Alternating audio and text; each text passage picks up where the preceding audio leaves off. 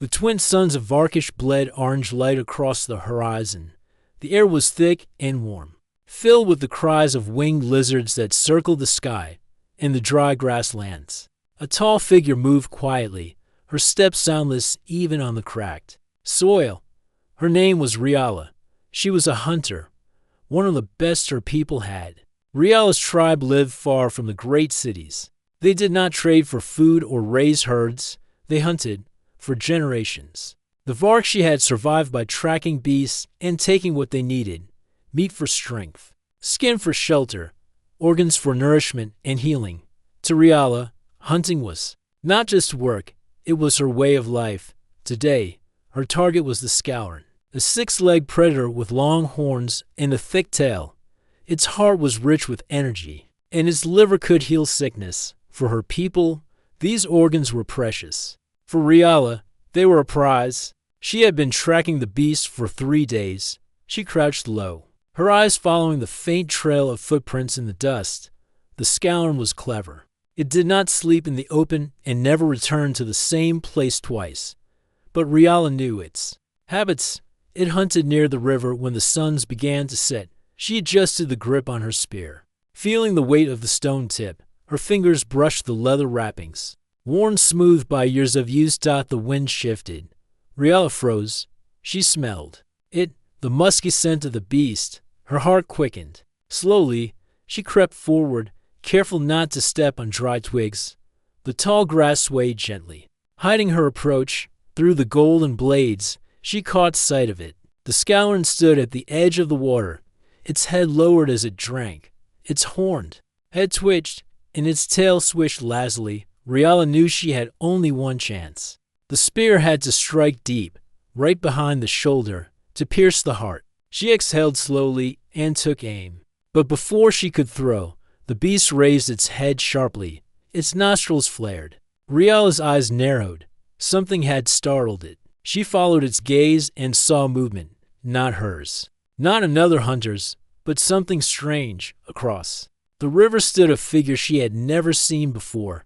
It wore strange coverings over its body. Not armor, not claws she recognized. It was smaller than most Varkshi, with no horns, no tail, no claws. It was holding a long black object in its hands. Aiming it at the SKL Rendot, the creature from the river's edge made a sharp sound, not a growl, but a burst of noise. A flash of light erupted from the black object. The Scourin jerked violently and fell into the water, motionless. Riala stared, shocked. No spear, no arrow, no thrown stone, just a sound and light, and the beast was dead. The strange figure stepped forward, crossing the shallow water. Its movements were calm, almost careless. She rose from the grass, spear ready. This was her hunt. She had tracked the Scourin, not the stranger. "You there?" she called out in her own tongue. The figure looked up but said nothing. Its face was partly covered, but she could see pale skin and dark eyes. It spoke then, but in words she did not know. The sound was strange, smooth, and quick. She frowned, not understanding. The figure knelt beside the Scourin and began cutting. It opened with a small, shining blade. The speed and precision surprised her. This was no scavenger. This was another hunter. Riala stepped closer, her spear still ready. She pointed to herself and said, "Riala, my hunt." The stranger paused, then pointed to its chest. "Terran," it said. The sound was short and sharp. Riala gestured at the Scourin and repeated, "My hunt." Terran tilted its head, then shrugged. Slightly, it pulled out a piece of the beast's flesh and placed it into a strange container. It wasn't taking the whole animal, just certain parts. Riala noticed the heart was still untouched. She lowered her spear slightly.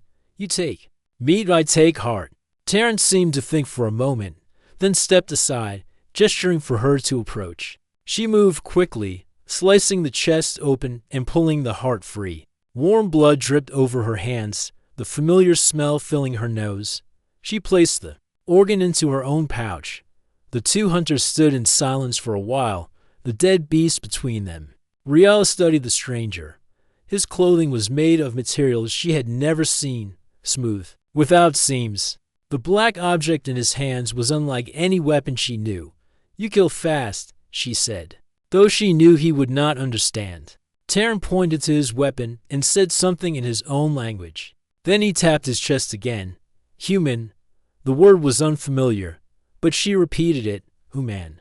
He smiled faintly, as if pleased she had understood at least that much. The suns were sinking lower now, and shadows stretched across the grassland. Riala knew it was dangerous to stay out in the open at night. She gestured for him to follow. At first, he hesitated, but then he slung his strange weapon over his shoulder and stepped after her. They walked in silence, though every now and then Terran spoke in his language, as if trying to teach her. She caught a few words but understood little. Still, she sensed he was not hostile. His movements were steady, and his eyes stayed alert to the sounds around them. By the time they reached her camp, the first stars had appeared. A small fire burned in the center, and a few of her people looked up in surprise when they saw the stranger. Her brother, Derek, rose to his feet and gripped his spear. "Who's this?" he demanded. Riala answered simply, "Hunter. Help with kill." Derek frowned, but he did not attack. Instead, he studied the strange figure, his eyes narrowing at the weapon. "Not Varchi," he said. "Human," Riala replied, trying the new word again. The human looked between them, clearly not understanding, but he gave a short nod. Riala handed the scouring heart to her brother. "For the elders," she said. That night, as they sat around the fire, Terran took out small packets from his pack and cooked pieces of meat in ways Riala had never seen. The smell was rich and strange, making her curious. She had always eaten the organs raw or dried, but this was different. When he offered her a piece, she hesitated, then took it. The taste was unlike anything she had ever eaten. It was warm, soft, and full of flavor. She looked at the human with new eyes. He was not just a hunter. He was something else, something that might change the way she thought about the hunt. The night on Varkish was cool, the air filled with the quiet hum of insects and the distant calls of night beasts. The fire in the center of the camp crackled softly, casting a circle of light in the darkness. Riala sat cross-legged near the flames, watching the human work. Terran's hands moved with care as he handled his strange cooking tools. He placed pieces of meat onto a small flat surface that heated without flame. It glowed faintly, powered by something she could not see.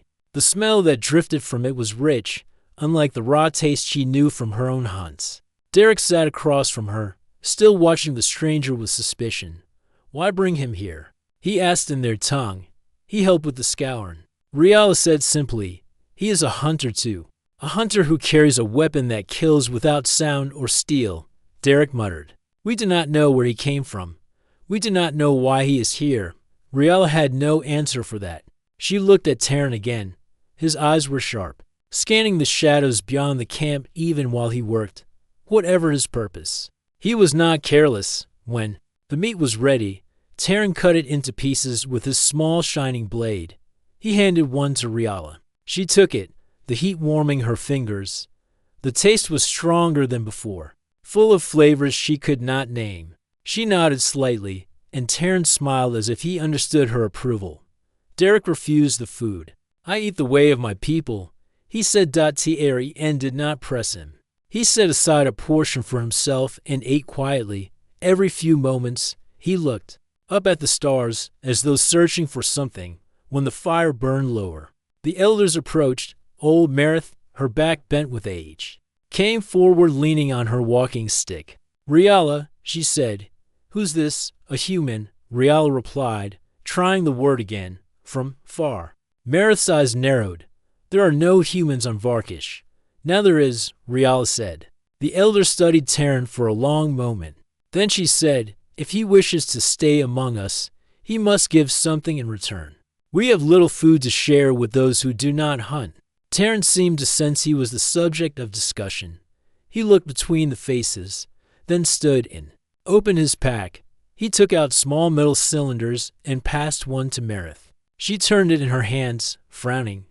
With a soft click, Terran opened the cylinder, revealing clear water inside.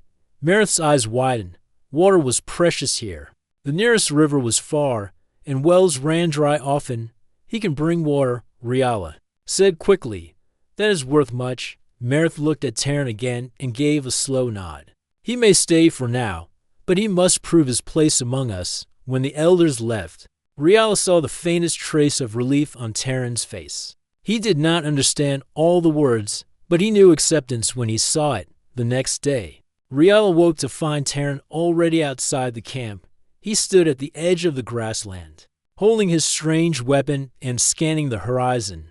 When she joined him, he pointed to the east, where a cloud of dust rose in the distance. Beast, she asked. He gave a small nod. Together they moved toward it, keeping low. As they drew closer, she recognized the shape, a herd of Talgrin, large grazing animals with heavy legs and thick hides. They were dangerous only when cornered, but their meat could feed many. Her people hunted Talgrin with nets and spears, a task that required many hunters.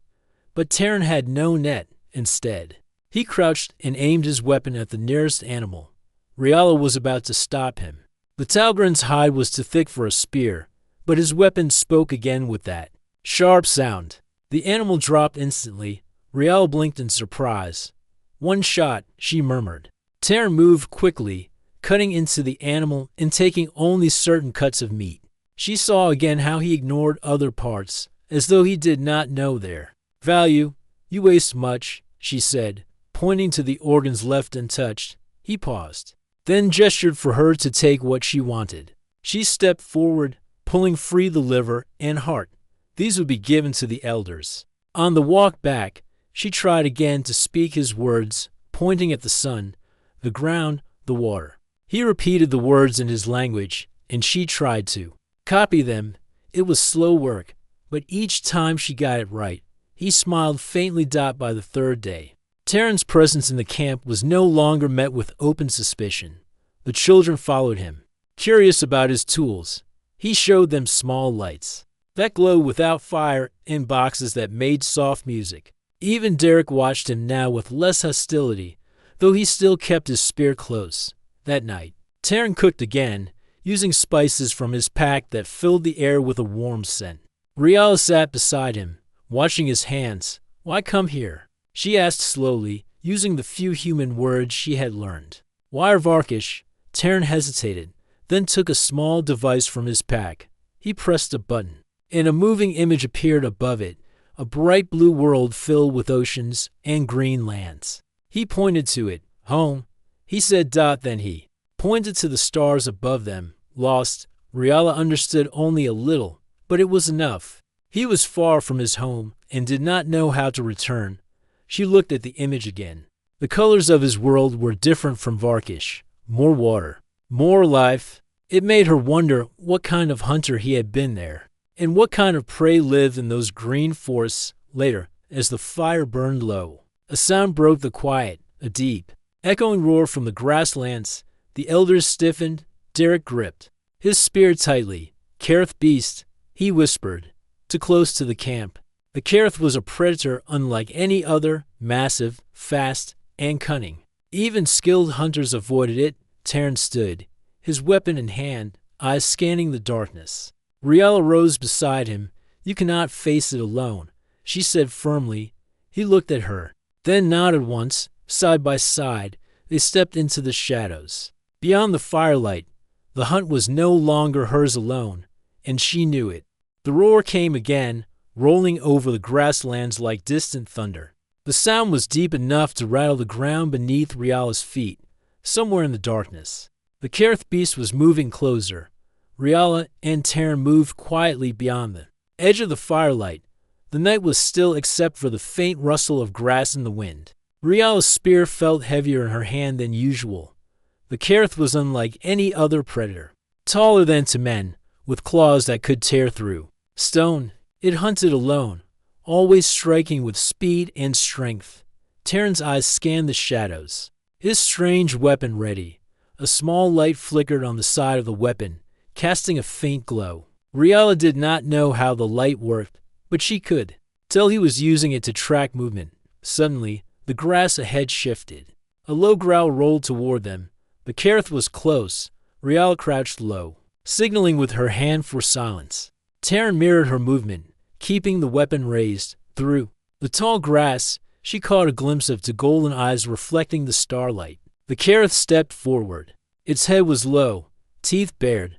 The moonlight glinted off its scales, each one the size of Riala's palm. She knew those scales could turn a spear aside unless the strike hit at the right place. Just behind the front leg, where the skin was softer, the beast's tail lashed once, and then it charged. Taryn's weapon roared with a sound louder than any spear strike. A flash of light split the dark. The Careth staggered but did not fall. It was fast, faster than Riala expected. She leapt to the side as the beast's claws tore into the ground where she had stood. Taryn fired again, the light striking the beast's shoulder. It roared in pain but kept coming. Riala's spear darted forward, striking just behind the leg. The tip pierced, but not deep enough to stop it. She pulled back quickly, barely avoiding a swipe from its tail. The Careth turned its attention to her. She could see its breath steaming in the cool night air. Her heartbeat thundered in her ears. It lunged out before it could reach her. Another shot from Taryn's weapon struck its neck. The beast stumbled, giving her an opening. With a sharp cry, Riala drove her spear into the soft place beneath its jaw. This time, the strike was true. The Careth shuddered once, then collapsed, its weight shaking the ground. For a moment, neither of them moved, only the sound of their breathing filled the night. Riala stepped back, pulling her spear free. Her arms trembled from the effort. She glanced at Taryn. His face was calm, but his eyes were sharp, watching for any sign the beast might rise again. "It is dead," she said. Though she knew he might not understand the words, he lowered his weapon slowly, then gave a single nod back at the camp. The sight of the dead Careth brought the people out from their shelters. They spoke in low, awed voices. Few hunters dared face a Careth, and fewer still returned alive. Derek came forward, eyes wide. "You killed it?" Riala shook her head slightly. "We killed it." He looked at the human, studying the strange weapon. "Without him, it would have killed you. Without me, it would have killed him," Riala replied simply. The elders inspected the beast. Its claws would make strong tools, and its hide could be shaped into armor. The heart, large and heavy, was carried to the fire for the knights. Feast. When the food was prepared, Merith the elder called for silence. "This is a night to remember," she said. A Varchi and a stranger stood side by side against the greatest predator of our land. "Let the hunt be honored." She gave the first share of the heart to Riala, and the second to Taryn. He looked uncertain at first, but accepted the offering with a small bow of his head. Later, when most of the camp had gone to rest, Riala sat beside the dying fire. Taryn was there too, working quietly on his weapon. He removed a small piece from it, cleaned it with a cloth, then slid it back into place. She watched closely, curious about every movement. "You hunt different," she said slowly. He looked up, meeting her eyes. "Different," he repeated, pointing to himself. Then he pointed to her. "Strong." She smiled faintly at the attempt to use her words. From his pack, he pulled a small object shaped like a disc. When he pressed it, a map of stars appeared above it. He pointed to one cluster and said, "Home." Then he pointed far away from it. "Here." Riala studied the glowing points of light. She understood now. His home was far beyond the sky. She knew. "How will he return?" she asked, knowing he would not understand all of it. He looked at the stars for a long moment, then shook his head. "Not yet." In the days that followed, Taryn became part of the hunting parties. His strange weapon brought down beasts quickly, but he began to take more interest in the Varchi way of hunting. He watched as they used the wind, the grass, and silence to stalk prey.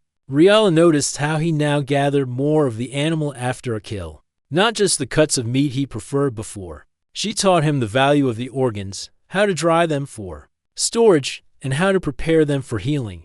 In return, he showed her ways to cook meat that kept its strength and made it taste better. The others in the camp began to see his worth. Even Derek admitted one evening, he is not like the traders from the city. He works for what he eats.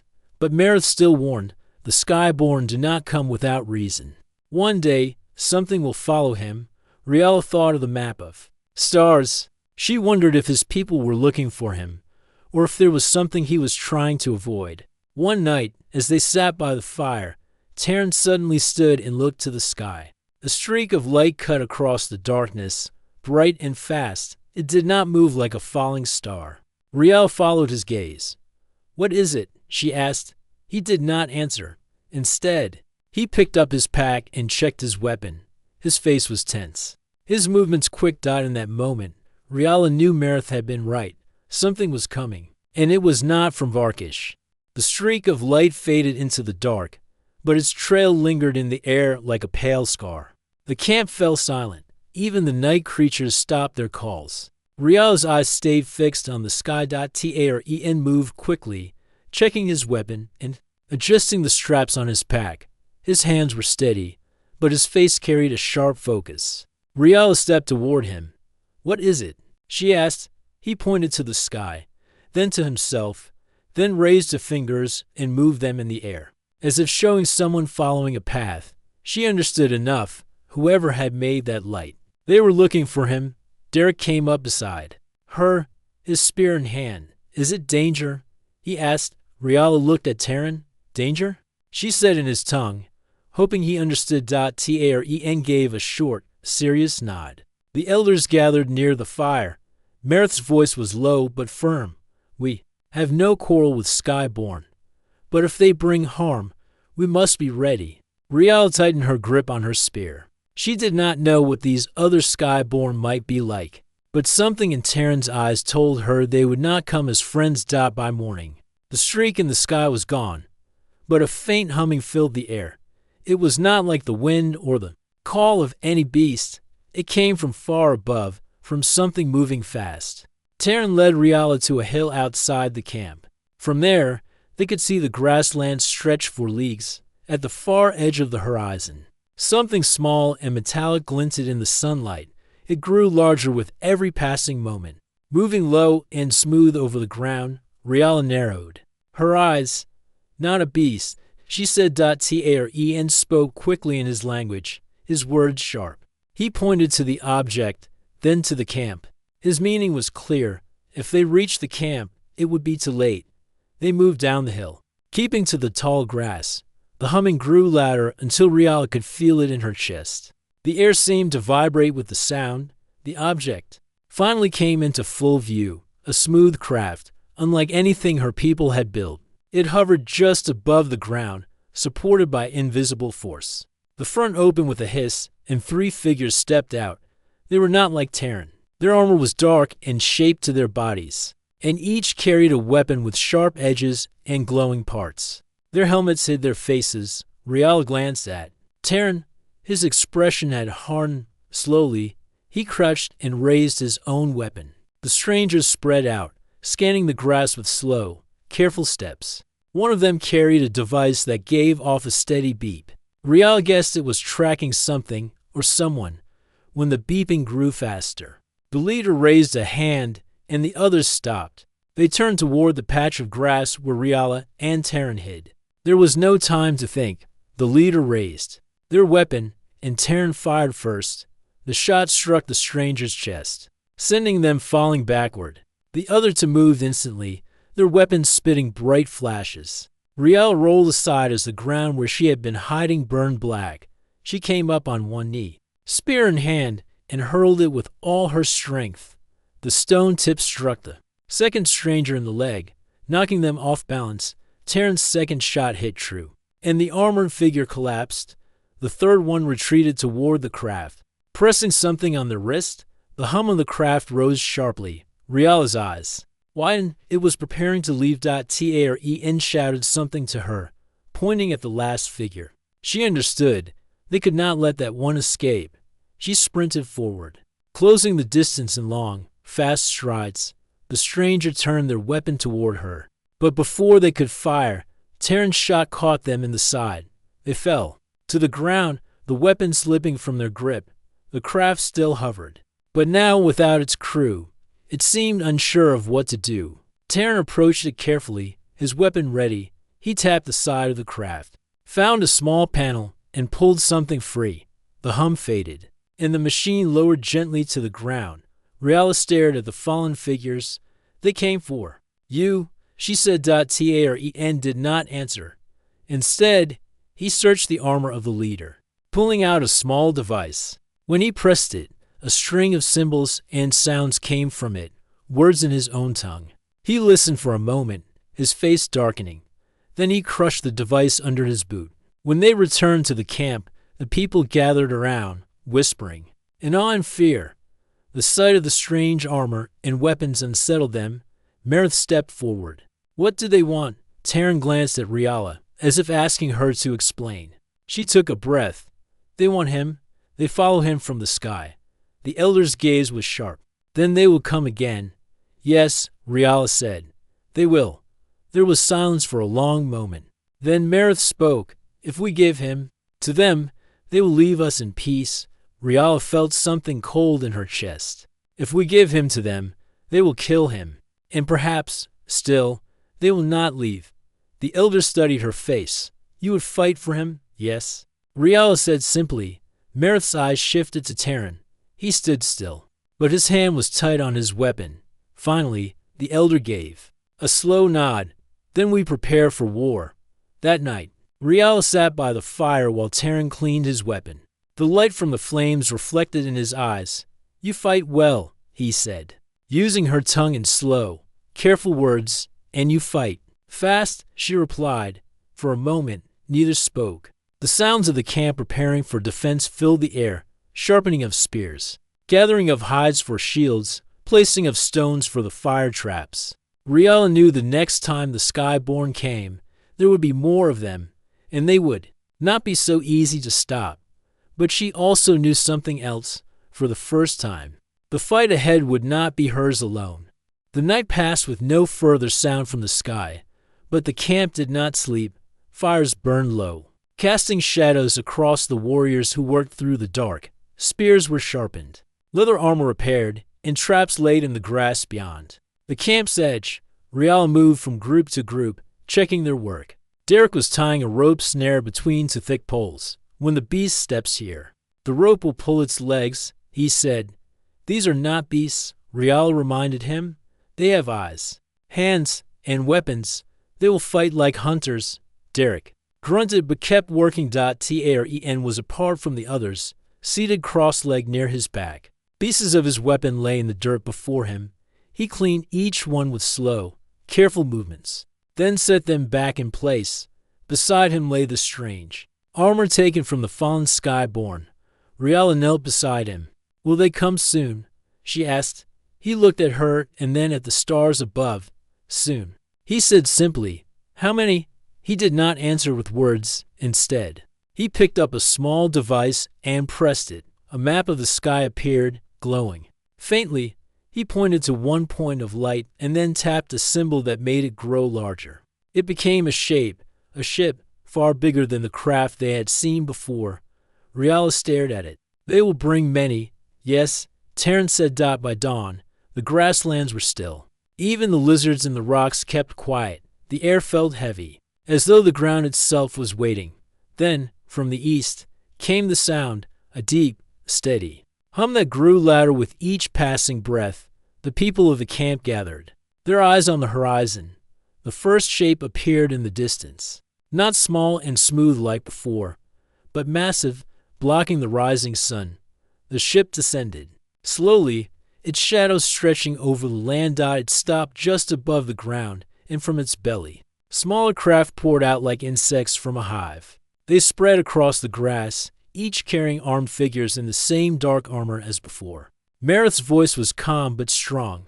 Remember the traps. Strike from the shadows. Do not meet them in open ground. The Varkshi hunters melted into the tall grass, spears in hand. Riala crouched low beside Taren. He carried not only his main weapon, but also one taken from the fallen Skyborn, its glowing parts humming softly.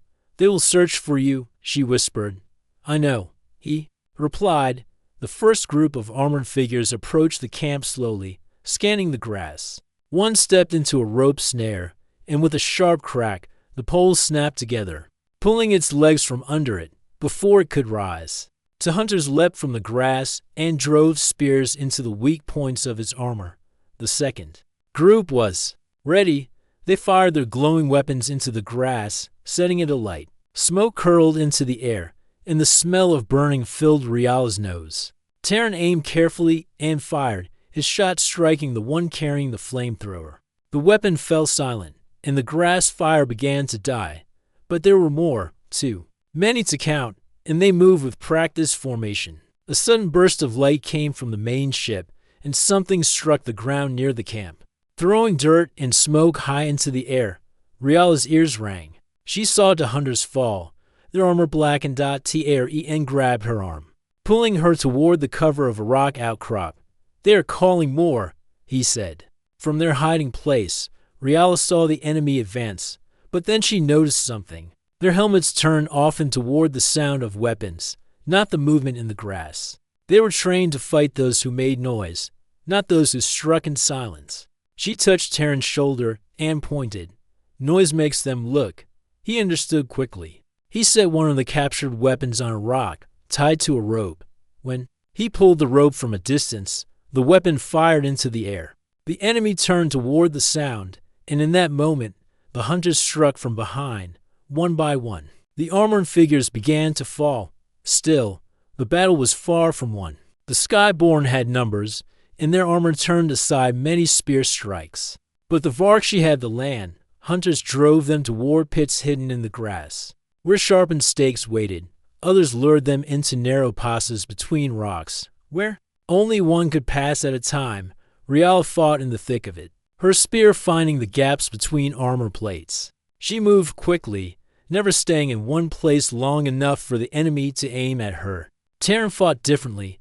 He stayed low, moving from cover to cover, his shots precise. Each time his weapon fired, another enemy dropped, but then a shadow passed over them. Riala looked up and saw a larger craft breaking from the main ship, descending directly toward the heart of the battle. From its side dropped a figure unlike the others, taller, with heavier armor, and carrying a weapon that hummed with dangerous energy. The other Skyborn moved aside as it walked forward. Terran's jaw tightened. "Leader," he said. The leader's weapon crackled, sending a burst of light toward the nearest hunters. They fell without a sound. The air around the leader seemed to shimmer, as though a shield protected them. Riala gripped her spear. "How do we kill it?" Terran looked at her for a moment, then at the tall figure. "Not alone," he said. They moved together, weaving through the grass. The leader's weapon struck again and again, forcing the hunters to retreat, but its eyes stayed on Terran, following his every move. When they were close enough, Riala broke from the grass, shouting to draw the leader's attention. The armored head turned toward her, the weapon rising. In that instant, Terran fired, not at the leader, but at the ground just beneath its feet. The soil exploded upward, knocking the leader off balance. Riala leapt, driving her spear into the narrow joint between armor plates at the side of its neck. The leader staggered. Terran's second shot struck the exposed gap, and the figure fell heavily to the ground. The battle slowed. Without their leader, the Skyborn hesitated. Some turned and ran for their craft. Others tried to fight, but the hunters pressed them hard, driving them back, one by one. The enemy fell or fled until the grasslands were quiet again. The main ship rose slowly into the sky. It hovered for a long moment, as if deciding whether to strike again. Then it turned, lifting higher, and vanished into the clouds. The camp was silent except for the crackle of dying fires. The hunters gathered, their faces a mix of exhaustion and relief. Mareth looked at Terran. "They may come again," she said. Tren nodded. "Yes, but next time, we will be ready." Riala looked at him, then at the grasslands beyond. For the first time, she understood why he fought the way he did. His people had learned to win not with strength alone, but with thought, and that might be the only way they would survive what came next. The cold night air on Thalora Prime carried the smell of the deep forests. Rena stood on a rocky ridge, her eyes fixed on the horizon where the twin moons hung low. The human named Tomas stood beside her, scanning the dark sky with a portable sensor. The strange alliance between them had grown stronger over the past weeks, though neither openly admitted how much they trusted the other now. Below the ridge lay a hidden valley, where the CERN traders had been building something in secret. Tomas believed it was a long-range transmitter. Rena knew the CERN had no reason to build such a thing unless they were calling for reinforcements from beyond the sector. If that happened, every settlement on this planet would be in danger. We move now, Tomas said quietly, eyes still on the valley. If they power it on, it might be too late. Rena adjusted the strap of her weapon. Her people had long relied on silent hunts and swift strikes. Humans were different. They were patient planners, but also quick to act when the moment came. She was starting to see why so many spoke of them with a mix of fear and respect. The two of them descended the ridge, moving through the thick shadows of the alien forest. The trees here grew twisted and tall, their roots breaking through the ground in jagged shapes. Small creatures darted between the trunks, their glowing eyes watching the intruders pass. When they reached the edge of the valley, they saw the structure clearly for the first time. It was tall and spindly, made of silver-black metal that seemed to drink in the starlight. Round it, the CERN were busy connecting cables and lifting heavy components into place. Tomas crouched behind a fallen log and pulled a compact device from his pack. Signal disruptor, he explained. If I can get close enough, I can overload their system before they finish. Rena looked at the CERN guards patrolling the perimeter. You will not reach it without distraction, she said. I figured you'd say that, Tomas replied, his voice calm. Rena moved away from him, staying low. Circling toward the far side of the camp, she studied the patrol patterns, waiting for the right moment. When one of the guards wandered near a cluster of rocks, she struck fast and silent, pulling him out of sight. The next guard turned at the sound, and she took him down as well, leaving no alarm behind. From his position, Tomas slipped forward, using the shadows as cover. He reached the base of the transmitter, his hands working quickly to attach the disruptor. Sparks danced across the device as it began to hum softly. Then, a sharp cry broke the quiet. A CERN worker had spotted Tomas. In seconds, the entire camp was alive with shouts. Rena leapt from her hiding place, firing her weapon to draw their attention. She moved swiftly between cover, forcing the guards to split their focus. Tomas slammed a final control on the disruptor, and a blinding surge of light shot up the length of the transmitter. The machine shuddered, metal panels buckling under the overload. A deep, cracking noise filled the air before the top of the transmitter split apart in an explosion of sparks. The valley lit up as the device collapsed in a heap of twisted metal. The CERN scattered, some fleeing into the forest, others firing wildly before retreating. Tomas ran toward Rena, breathing hard. That's one problem solved, he said. Only for now, Rena replied. They will try again. And next time, they will guard their work more closely. They moved back into the forest, putting distance between themselves and the ruined transmitter. As they walked, Rena glanced at Tomas. You risked yourself for this world, though it is not your home. Tomas shrugged. Sometimes it doesn't matter whose home it is. If you can stop something bad, you stop it. His words stayed with her long after they made camp that night. The firelight flickered on their faces, and for the first time, Rena wondered if she was beginning to see the galaxy as humans did. Not just as a place to survive, but as a place worth protecting. In the distance, a faint rumble echoed through the forest. It was not thunder. Somewhere far away, something heavy was moving toward them. The air was thick with tension as Rena and Tomas prepared for the last fight. The deep rumble they heard hours ago grew louder, shaking the ground beneath their feet. The forest around them seemed to hold its breath. From the shadows, the CERN forces appeared. This time, they came with heavy machines and soldiers armed with powerful weapons. They were no longer just hunters or workers, they were a small army, determined to finish what they had started. Rena gripped her weapon tightly. Her people had faced many dangers before, but this felt different. The machines the CERN brought were unlike anything she had seen, metal beasts with glowing eyes and arms that fired beams of light. Tomas checked his gear one last time.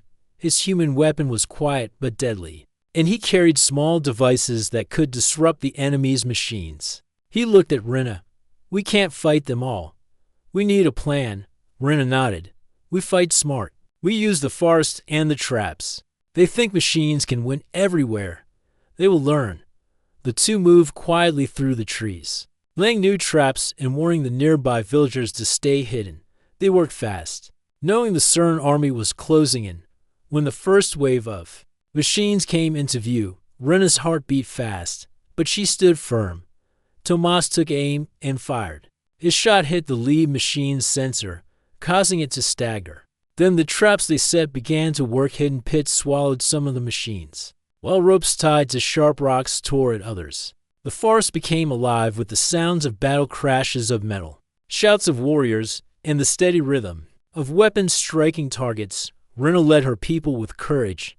She moved like the wind, striking enemies where they were weakest. Tomas covered her with steady fire, disabling machines with precise shots and electronic tricks. But the CERN army was strong and would not give up easily. More machines came, and the fight stretched across the forest. Then, from the trees above, came a new sound, a deep, powerful roar. A giant beast, larger than any Rena had seen before, charged into the battlefield. The CERN soldiers hesitated. Their machines struggled against the massive creature's strength. Rena saw an opportunity. Now, she shouted. Her hunters attacked with renewed energy, striking the machines that were distracted. Tomas threw a device that exploded in a burst of light, blinding many of the enemies. The tide turned. The CERN forces began to fall back, their machines breaking down one by one. The giant beast roared again and pushed the enemy further away. After hours of fierce fighting, the forest grew quiet.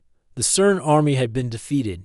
The machines lay broken, and the soldiers who survived fled back into the distance. Rena and Tomas stood among the trees, breathing hard but alive. The villagers slowly came out of hiding, their faces filled with hope. Mareth, the elder, approached Rena. You have saved us, she said softly, not just with your strength, but with your heart. Rena looked at Tomas. We did this together. Tomas smiled. Sometimes the best strength is knowing when to fight and when to stand with others. As the twin moons rose high above, the people of Thalora Prime knew their world was safe for now, and a new friendship had been born between two very different kinds of hunters, both ready to face the future side by side.